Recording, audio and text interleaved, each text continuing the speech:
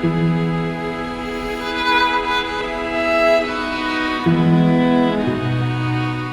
suis Blandine Perronin, maîtresse de conférence à l'Université Polytechnique des Hauts-de-France. Ma recherche porte sur les liens entre rhétorique et littérature française de la Renaissance, et ces liens sont au cœur de mon livre « La pensée rhétorique, déclamation et humanisme au début de l'époque moderne ». Une des motivations de cet ouvrage était de montrer que la rhétorique n'est pas simplement un outil formel de conviction, mais qu'elle est, pour les humanistes, le socle des savoirs et en outre, un instrument de pensée. En effet, elle explore la complexité des êtres et des choses en pensant le pour et le contre de tout. Cette puissance de pensée que permet la rhétorique sert à interroger radicalement les valeurs sociales qui sont prises pour des évidences, mais qui en réalité n'en sont jamais. Cette capacité à penser contre de fausses évidences, contre des principes considérés comme inébranlables, a conduit Lorenzo Valla à faire l'éloge du plaisir, à un moment où l'épicurisme était fort blâmé, et dans cette liberté de pensée, Erasme et Montaigne lui ont emboîté le pas. La déclamation est au cœur de cette méthode rhétorique de penser le pour et le contre. C'est tout d'abord l'aboutissement de la formation rhétorique dans les collèges humanistes, qui s'inspirent de la pédagogie antique. À l'issue de leur formation, les élèves savent écrire un discours complet. C'est la déclamation, ce discours complet. Mais c'est aussi le nom, déclamation. Le nom va choisir Erasme pour nommer ses discours les plus aboutis.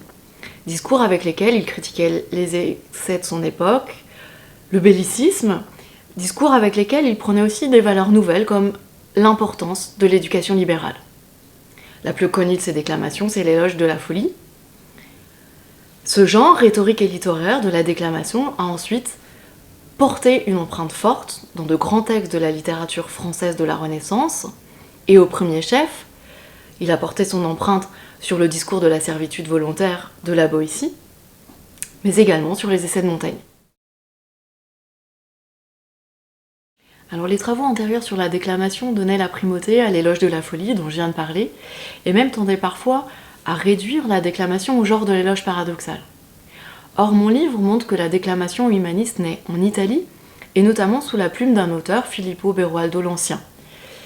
Cet auteur écrit en particulier une déclamation qui oppose, dans une dispute, la philosophie, la médecine et la rhétorique.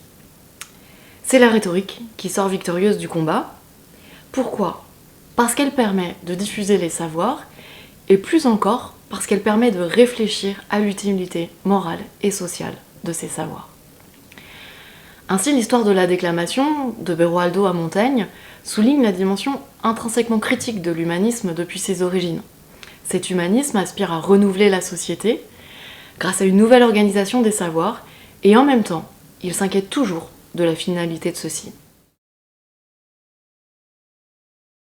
Pour terminer, je pourrais en effet citer Montaigne, qui dans son chapitre du pédantisme écrit « Toute autre science est dommageable à celui qui n'a la science de la bonté ». Dans sa réflexion sur l'utilité des savoirs, Montaigne s'inscrit en réalité dans une tradition portée par toute une série de déclamations. L'histoire de la déclamation montre ainsi combien il était aussi libérateur qu'essentiel de porter un jugement réflexif sur les valeurs qui fondent la hiérarchie des savoirs et sur les valeurs qui fondent l'organisation sociale qui en découle. Cette histoire est aussi pour moi une façon de penser le rôle important, si ce n'est central, des sciences humaines aujourd'hui.